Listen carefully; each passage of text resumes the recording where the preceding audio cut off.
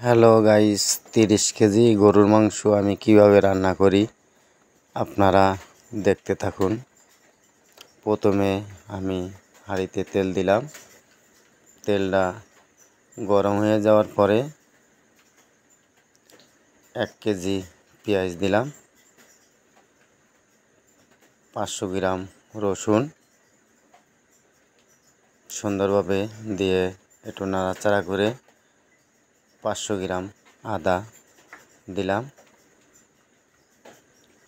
সুন্দরভাবে মশলাটা কষাই নিচ্ছি। কষাই নেওয়ার পরে পরিমাণ মতন মশলা দিলাম, 100 গ্রাম সব রকম মশলা মিলিয়ে 100 গ্রাম দিলাম।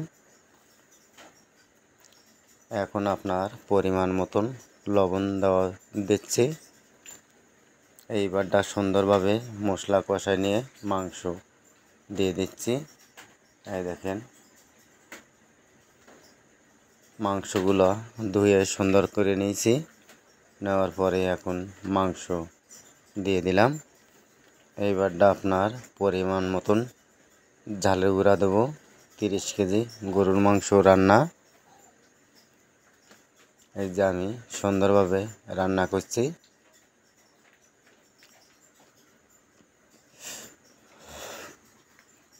সুন্দরভাবে নাড়াচাড়া করে অনেক সুন্দরভাবে ঢেকে রাখবো। ঢাকার পরে যখন গোশটা হালকা সিদ্ধ হবে তখন একটু নাড়াচাড়া করব। এই যে আপনার মাংস বসাই দিলাম, সুন্দরভাবে ঢেকে দিলাম। ঢেকে দেওয়ার পরে এই দেখেন মাংস প্রায় রান্না শেষের পথে। এখন হলুদ দিয়ে দিচ্ছি।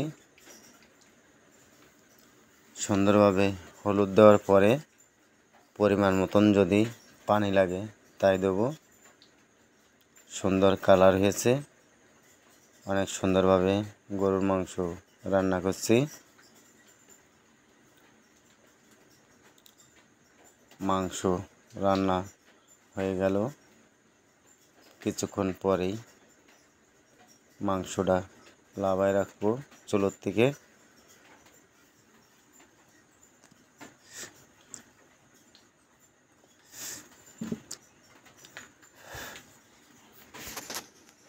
পরিমাণ মতন পানি দিলাম। পানি দিয়ে সুন্দরভাবে নাড়াচাড়া করব। করার পরে সুন্দরভাবে আপনার হাঁড়িটা চুলোর থেকে লাবায় রেখে দেবো।